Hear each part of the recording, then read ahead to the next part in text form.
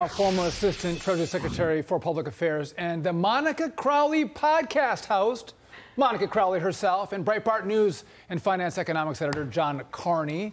Both of you, welcome. Monica, I'm going to come to you first. What do you make of Andrea Mitchell and MSNBC and their take on the war, but also a mother who her family is a victim of Hamas, to ask her how she responds to Israel and their response to Palestine and Hamas? Well, unfortunately, this is par for the course for MSNBC. From the moment that Hamas launched this war against Israel, MSNBC has been wall-to-wall Hamas propaganda. They brought on guests. They have their anchors all defending Hamas and this terrorist organization. That question to that mother who has literally been through hell and is seeing her nation and her people being decimated, massacred in the streets, raped, kidnapped, killed. That's not good journalism. That's just showing an absolute disgusting bias, and she ought to be ashamed, and MSNBC should take action. If they're going to check boxes when they hire people, clearly politics is paramount over at that left-wing nut organization. Maybe the boxes they should be checking are heart and soul, because that woman doesn't have either. Well, look, and I'm talking about the anchor. This is consistent with a very left-wing ideology that has taken over America. When we talk about, it all sounds funny when we say things are woke, and we make fun of the BLM movement for their hysterics. But the BLM movement is tweeting out pictures of the hang gliders that were used to massacre people in Israel. So this is what we are seeing, is a consistency.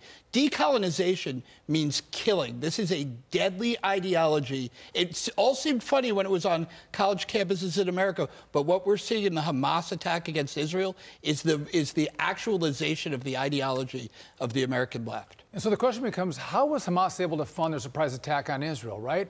Well, some say it was cryptocurrency. According to a review of Israeli government seizure orders during the years leading up to the attack, 3 militant groups, including Hamas, received as much as $134 million in crypto after soliciting public donations since at least 2019. And so, John, I'm a big fan of cryptocurrency, have it myself. But no, hold on a second. But is this actually a pathway for nefarious activity to fund terrorists? Absolutely. Look, one of the problems with cryptocurrency is that it makes it really easy to send money to anyone, anywhere. That's great for good people like you and I. We can make a deal, and you can send me your cryptocurrency. That'll be great. Or you can send it to me. But it really does create the ability for people to fund really bad activities. One good thing is it's actually a lot more traceable than people think. So I'm sure, right, so we can find out where the money came from, who is sending money to Hamas, and I'm sure that the Israeli government is at work at this right now. Too expensive and volatile for banking. How did you think it was going to be used to fund terrorism?